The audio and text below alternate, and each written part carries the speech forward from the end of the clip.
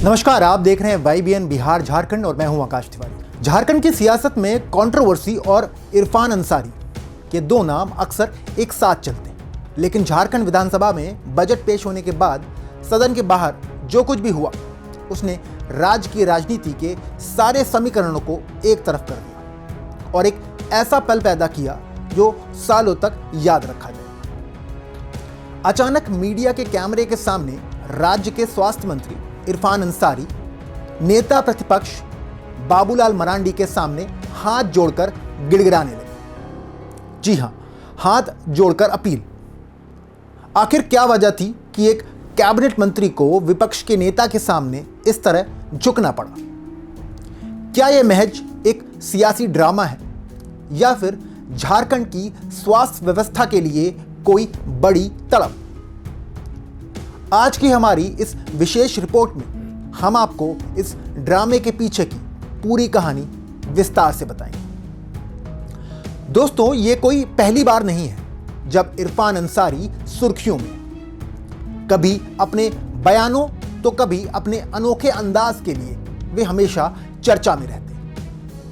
लेकिन इस बार मामला अलग था। कैबिनेट मंत्री का पद प्रोटोकॉल में बहुत बड़ा होता है और जब वही मंत्री कैमरे के सामने विपक्ष के नेता के आगे झुक जाए तो इसका दो मतलब निकाले जा सकते हैं। पहला, कि मंत्री वाकई राज्य की स्वास्थ्य व्यवस्था को लेकर बहुत गंभीर है और इमोशनल हो गए, और दूसरा कि ये एक सोची समझी राजनीतिक चाल है ताकि जनता के बीच ये संदेश जाए कि सरकार तो काम करना चाहती है पर बाबूलाल मरांडी और भाजपा उसे रोक रहे हैं। राजनीति में अक्सर इमोशनल अपील सबसे बड़ा हथियार होती है और इरफान अंसारी ने वही कार्ड खेला। दृश्य को इमेजिन कीजिए। नेता प्रतिपक्ष बाबूलाल मरांडी सदन के बाहर मीडिया से मुखातिब होते। वो सरकार को बजट और अन्य मुद्दों पर घेर रहे थे।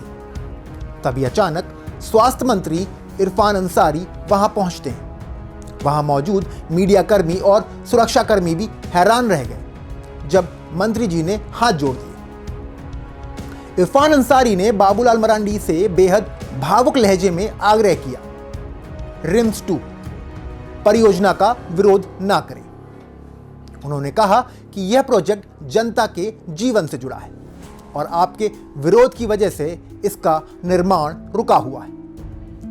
प्रत्यक्षदर्शियों के अनुसार मंत्री अंसारी बार बार यही कह रहे थे कि लाखों मरीज आधुनिक इलाज के इंतजार में हैं और राजनीति की वजह से उन्हें इससे वंचित ना किया जाए। यह दृश्य देखते ही वहां सियासी तापमान एकदम से हाई हो गया। अब सवाल यह था कि बाबूलाल मरांडी का इस पर क्या रिएक्शन होगा। मरांडी ने तुरंत अपना रुख स्पष्ट किया।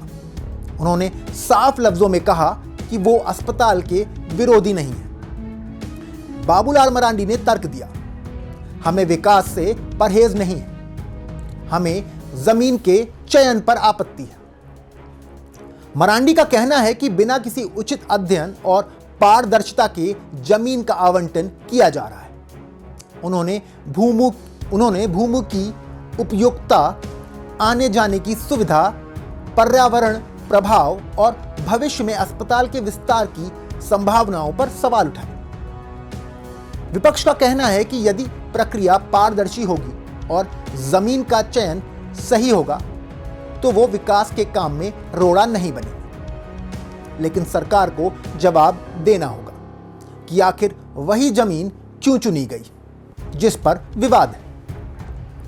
बाबूलाल मरांडी का रुख भी यहां गौर करने लायक है। उन्होंने बहुत सफाई से गेंद सरकार के पाले में डाल दी। उनका कहना है कि अगर अस्पताल बनाना है तो ऐसी जगह चुनिए जहां कनेक्टिविटी बेहतर हो, जहां भविष्य में विस्तार की जगह। विपक्ष का आरोप है कि इस जमीन के चयन के पीछे कुछ खास लोगों को फायदा पहुंचाने की मंशा हो सकती है। जब मरांडी कहते हैं कि उचित अध्ययन जरूरी है तो वे सीधे तौर पर प्रशासन की कार्य प्रणाली पर सवाल उठा रहे हैं। यानी लड़ाई अब सिर्फ अस्पताल बनाने की नहीं, बल्कि इस बात की है कि अस्पताल सही तरीके से बन रहा है या नहीं। इरफान अंसारी ने इस दौरान एक बहुत ही भावुक दलील दी। उन्होंने कहा, हम जनता के आंसू पोंछना चाहते हैं। मंत्री जी का दावा है कि झारखंड में उन्नत स्वास्थ्य सुविधाओं की इतनी कमी है कि गरीब मरीजों को इलाज के लिए मजबूरन वेल्लोर, दिल्ली या मुंबई जाना पड़ता है। रिम्स 2 बनने से न केवल सुपर स्पेशलिटी इलाज मिलेगा, बल्कि आधुनिक उपकरण और विशेषज्ञ डॉक्टरों की टीम भी उपलब्ध होगी। उन्होंने बाबूलाल मरांडी से गुजारिश की कि स्वास्थ्य जैसे संवेदनशील मुद्दे पर कम से कम राजनीतिक मतभेद नहीं होना चाहिए। लेकिन राजनीतिक गलियारों में यह चर्चा भी है कि क्या यह सिर्फ एक इमोशनल कार्ड है ताकि विपक्ष को विकास विरोधी साबित किया जा सके। दोस्तों, अगर हम राजनीति को एक तरफ से देखें,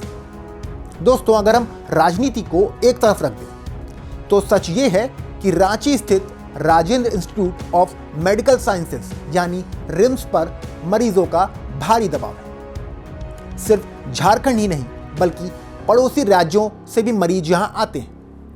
बेड की कमी, स्ट्रेचर पर पड़े मरीज और लंबी कतारें रिम्स की पहचान बन चुकी।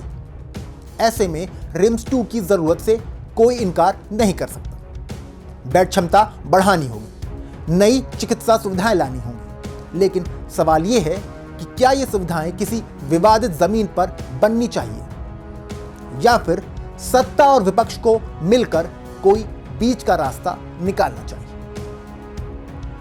अगर आप आज रिम्स चले जाएं, तो आपको वहां की दीवारों पर छाई बेबसी साफ दिखेगी। फर्श पर लेटे मरीज, महीनों लंबी वेटिंग लिस्ट और डॉक्टरों पर बढ़ता काम का बोझ, यही आज की हकीकत है। रिम्स 2 की कल्पना इसी बोझ को कम करने के लिए की गई थी, लेकिन सरकार का दावा है कि रिम्स 2 का एक आधुनिक सुपर स्पेशलिटी हब होगा, जिससे रांची को मेडिकल टूरिज्म का केंद्र बनाया जा सकेगा। लेकिन हकीकत यह भी है कि झारखंड में कई प्रोजेक्ट सिर्फ जमीन विवाद की वजह से दशकों तक लटके रहते हैं। क्या रिम्स 2 भी उसी लिस्ट में शामिल होने वाला है? क्या सियासत इतनी बड़ी हो गई है कि एक अस्पताल के लिए सही जमीन का फैसला टेबल पर बैठकर नहीं हो सकता? रिम्स 2 को लेकर जारी यह विवाद अब केवल एक अस्पताल का मुद्दा नहीं रह गया, बल्कि यह विकास बनाम राजनीति की एक बड़ी बहस बन गया है। एक तरफ सत्ता पक्ष है जो इसे ऐतिहासिक प्रोजेक्ट बता रहा है, तो दूसरी तरफ विपक्ष है जो पारदर्शिता की मांग पर अड़ा है। जनता इन सबके बीच केवल एक चीज चाहती है, सस्ता और बेहतर इलाज। क्या इरफान अंसारी की ये गिड़गिड़ाती अपील बाबूलाल मरांडी का दिल पिघला पाएगी, या फिर रिम्स 2 की फाइलें अभी और सियासी धूल चाटेंगी? यह तो वक्त बताएगा। आपकी इस ड्रामे पर क्या राय है? क्या आपको लगता है कि इरफान अंसारी का यह तरीका सही था, या बाबूलाल मरांडी की जमीन वाली आपत्ति जायज है? कमेंट करके हमें जरूर बताएं। और वीडियो अच्छा लगा हो तो लाइक करें, और झारखंड की हर ताजा खबर के लिए YBN बिहार झारखंड के साथ बने रहें। मिलते हैं अगले वीडियो में, तब तक के लिए जय हिंद, जय भारत।